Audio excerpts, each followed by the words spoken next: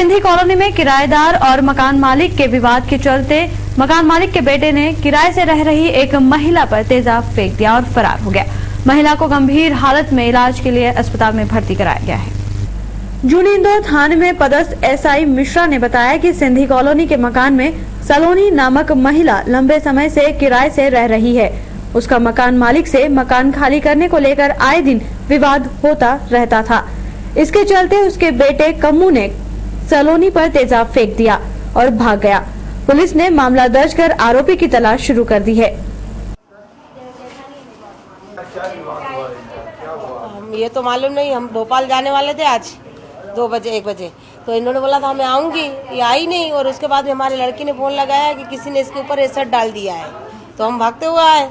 तो यहाँ पर आए तो कोई भी नहीं था। इनकी मकान वाली भी उनके आदमी के साथ दिल्ली गई हुई है कथा में, और क्या नाम से वो उनका लड़का था, बोले कि मग्गा यहाँ का ही उठा के, और उनके लड़के ने वहाँ से डाल के, और इसने जब देखा तो भाग गया वो। इंदौर के थाना तुकोगंज में आज एक इंस्टीट्यूट के ऑफिस में दिन दहाड़े 2 युवतियों ने एक युवती को बंधक बना लिया और उससे 32,000 रुपए लूट लिए और भाग खड़ी हुई। हालांकि अभी इस मामले में पुलिस ने प्रकरण दर्ज नहीं किया है, लेकिन जल्द ही सीसीटीवी की रिकॉर्डिंग के बाद दोनों ही युवतियों का पता चल जाएगा। इंदौर के थाना तुकोगंज के न्यू पलासिया में आज दोपहर मैग्नेट टावर की पहली मंजिल के 103 ऑफिस में दोपहर बाद अचानक 2 युवतियां आईं और रिसेप्शन पर बैठी युवती से एडमिशन का बोलकर पानी पिलाने की बात कही। जब रिसेप्शनिस्ट पानी लेने गई तभी पीछे से दोनों ही युवती ने कोई चीज आंख में डाली और रिसेप्शनिस्ट पूजा भदौरिया के हाथ पैर बांधकर उसे बाथरूम में बंद कर लॉकर में रखे 32 से 35,000 रुपए लेकर भाग गई। इतना ही नहीं, बाद में ऑफिस में रखे दस्तावेज भी जला गई। प्रदेश सहित देश भर की अदालतों में 30 नवंबर को राष्ट्रीय लोक अदालत के साथ मेगा लोक अदालत का आयोजन किए जाने वाला है, जिसकी तैयारियां अब अंतिम चरण में पहुंच चुकी है। इस अदालत के माध्यम से एक ही दिन में लाखों प्रकरणों का निपटारा किया जाएगा। अकेले जिला अदालत सहित इंदौर जिले की तहसील स्तर की सभी अदालतों में कुल मिलाकर 1.5 लाख प्रकरण निराकरण के लिए रखे जा रहे हैं। सारे प्रकरण दोनों पक्षों की आपसी सहमति से निराकृत किए जाएंगे।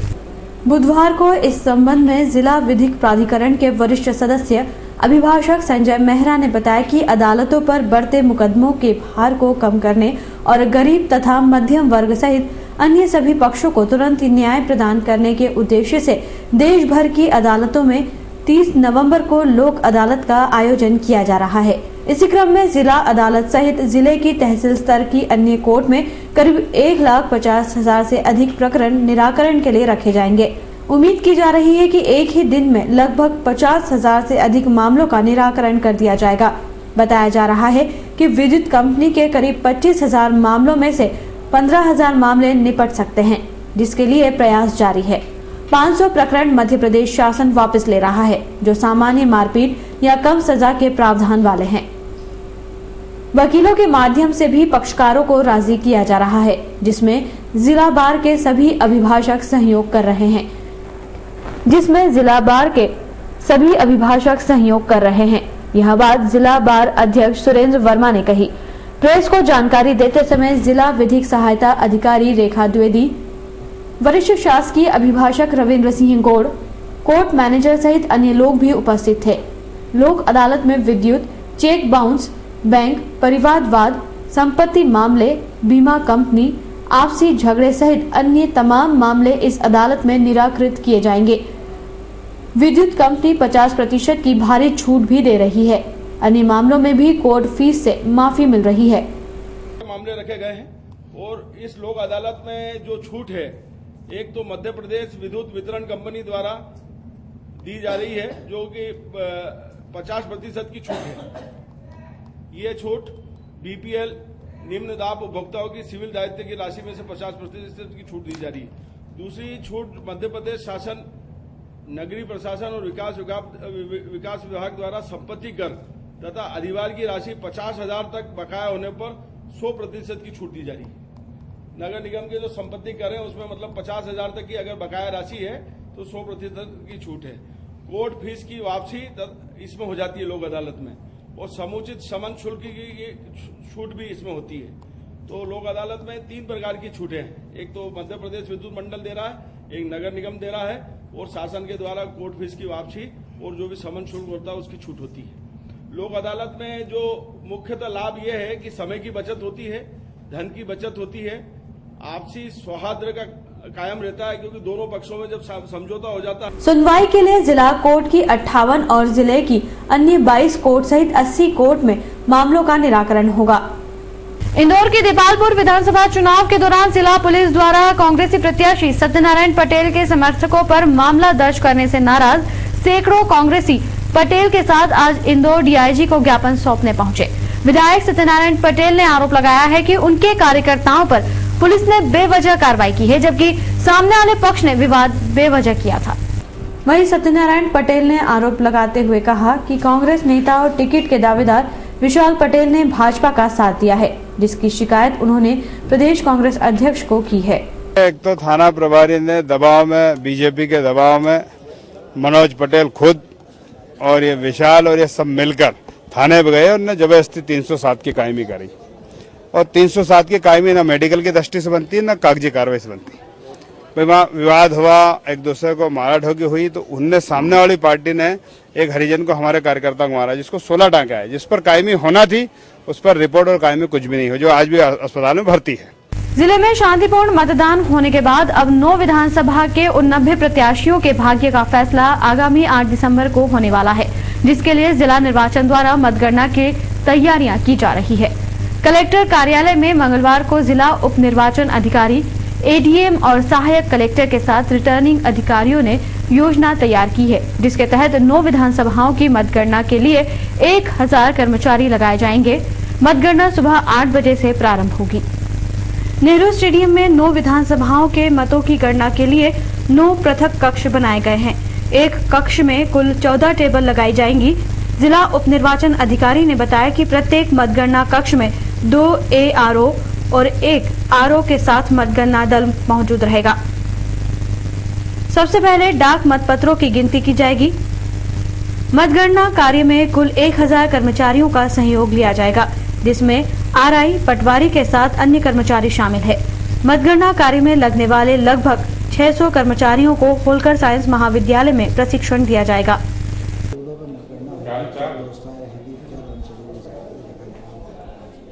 मतगणना बिल्कुल अब 8 दिसंबर को निर्धारित है और विधानसभा निर्वाचन का मतदान 25 नवंबर को संपन्न हो चुका है और 9 स्ट्रांग रूम में नेहरू स्टेडियम में मतपेटियां सुरक्षित हैं। CISF का बंदूकधारी जवान वहां सुरक्षा में लगे हैं और हर स्ट्रांग रूम की CC कैमरे से निगरानी की जा रही है।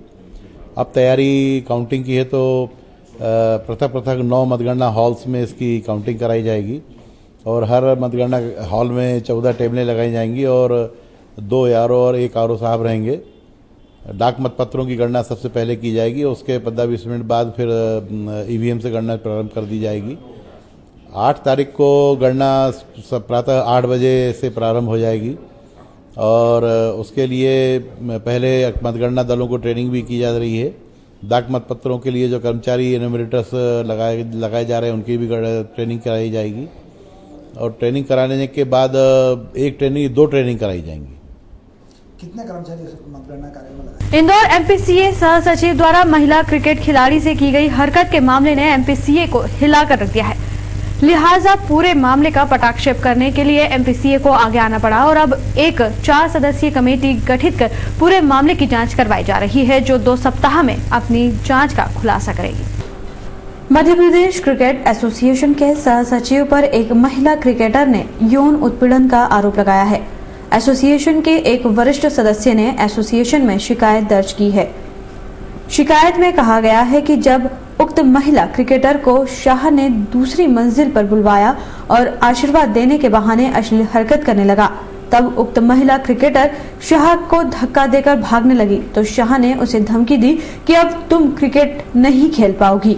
इस पर एसोसिएशन ने मामले को गंभीरता से लेते हुए जांच प्रारंभ कर दी है। प्रिंट मीडिया को दिए गए एक साक्षात्कार में शाह ने कहा कि उसने ऐसा कोई काम नहीं किया, उस बच्ची का चयन नहीं हुआ इसलिए बच्ची ऐसा कह रही है। इंदौर MPCA में 23 सितंबर को हुए महिला क्रिकेटर के साथ यौन उत्पीड़न मामले को ज्योतिरादित्य सिंधिया के कहने पर चुनाव के मद्देनजर रोका गया था, ऐसा कहना है पीड़िता के पिता का। एमपीसीए के वरिष्ठ सदस्य के द्वारा आरोप लगाया गया है कि उनकी पोती के साथ एमपीसीए के सह सचिव अल्पेश शाह के द्वारा यौन शोषण करने की कोशिश की गई। पीड़िता के परिवार के द्वारा उसी दिन एमपीसीए में शिकायत कर दी गई थी, किंतु ज्योतिरादित्य सिंधिया के कहने पर इस मामले को चुनाव तक सार्वजनिक नहीं किया गया, मगर जैसे ही चुनाव खत्म हुए हमने इस मामले को सार्वजनिक कर दिया। 23 तारीख की शाम की घटना है, जब मेरी बिटिया को स्पेशल ब्लेसिंग देने के लिए अल्पेश जी ने फ़ोन करके बुलाया था। जब बिटिया वहाँ गई, मैं खुद वहाँ प्रथम मंजिल पर मौजूद था चैलेंजर ट्रॉफी की मीटिंग के लिए। ये द्वितीय मंजिल का मामला है उनके ऑफिस में, और वहाँ उन्होंने कुछ अश्लील हरकत और उसके साथ मोलेस्टेशन करा है, जिस पर मेरी बिटिया धक्का देके उन्हें बाहर भागी है। पीछे से चिल्ला के अल्पेश जी बोले ब्लेसिंग नहीं चाहिए और अब क्रिकेट खेल के बताया। बिटिया बहुत हताहत हुई, नीचे आके काफ़ी रो रही थी। जब मुझे पूरा घटनाक्रम बताया गया, मैंने वहीं से चेयरमैन डॉक्टर एम.के. भार्गव जी को फ़ोन लगाया, जिन्होंने मुझे यशवंतपुर में मिलने को बोला। वहाँ पर मैंने उनको पूरा घटनाक्रम बताया। उन्होंने सेक्रेटरी नरेंद्र मेनन जी को भी वहाँ बुलाया, जिन्होंने भी पूरा सुना। उसके बाद इन दोनों ने अल्पेश शाह को वहाँ बुलाया, उससे पूरा मैटर सुना, और फिर उन्हीं के सामने अल्पेश ने मेरे से और मेरी बिटिया से अपॉलॉजी मांगी पूरे मैटर पर। मैंने अपॉलॉजी के लिए मैटर कंप्लेंट नहीं करी। I need a serious action in this. क्या चाहते हैं? सस्पेंड एक्शन चाहते हैं? Whatever the action is due, I will definitely go for it. Even I go for judicial action if required. आगे अब ज्योतिरादित्य सिंधिया से भी आपने शिकायत की है, तो अब आगे वो उनसे क्या चाह रहे हैं? मैं जानता हूं कि वो भी काफ़ी व्यस्त हैं चुनाव में, और मेरा ईमेल उनके पास जा चुका है, और आई एम वेरी होपफुल कि we will definitely take action into the matter and give me my due justice. Sir, अगर आपकी बेटी की बात करें तो कितनी? साथ ही पीड़िता के पिता का कहना है कि यदि एमपीसीए ने अश्लेष शाह पर उचित कार्रवाई नहीं की तो वे न्यायालय की शरण में जाएंगे।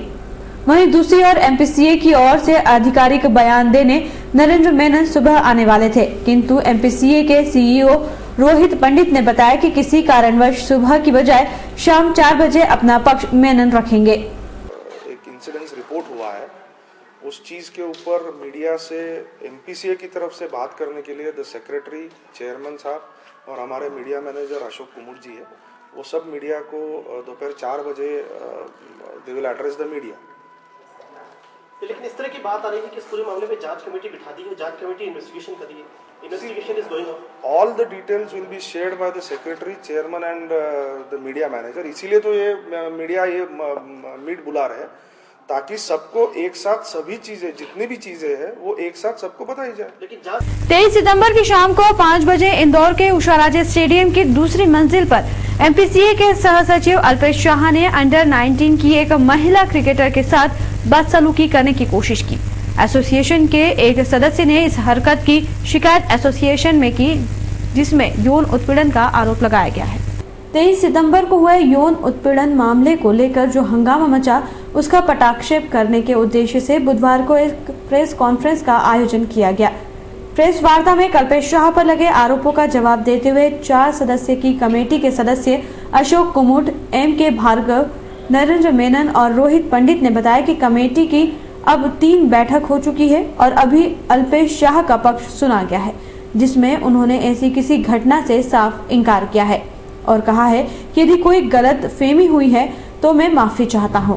इससे संबंधित सारे के सारे मामले से संबंधित जो दूसरे पक्ष थे, उनसे भी जल्दी से जल्दी बातचीत करके सारे के सारे मामले को सुलझाने का प्रयास किया जाएगा। सुलझाने का प्रयास करने का मेरा अभिप्राय ये है कि सारे तथ्य सामने रखे जाएंगे। इस नया समिति न मध्य प्रदेश क्रिकेट एसोसिएशन, हमारा कोई ऐसा अभिप्राय नहीं है। जो वास्तविकता होगी उस वास्तविकता से आपको यहीं पर हम तत्काल सारी की सारी जानकारी उपलब्ध कराएंगे। ये ठक्कर परिवार का कहना है ना? कहना है कि अभी तक ना तो कोई जांच कमेटी करी है और ना हमें कोई सूचना दी गई है इस बारे में। ये हमारे पास श्री रोहित पंडित यहाँ बैठे हैं, 3 मीटिंग हो चुकी है।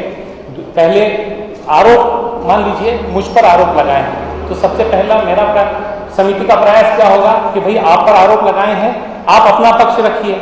तो अभी तो एक पक्ष को सुना है, मैंने ये कहा और जो जांच समिति गठित की है तो उसकी सूचना उनको दी या नहीं दी, उनको इस संदर्भ में उनकी ऑलरेडी पहले बात भी हो गई थी कि इस संबंध में चेयरमैन डॉक्टर एम.के. भार्गव ने उनको स्पष्ट निर्देशित किया था, बोले कि उनके साथ न्याय होगा, यदि अगर कोई कल्प्रिट है या दोषी है तो उसको बख्शा नहीं जाएगा।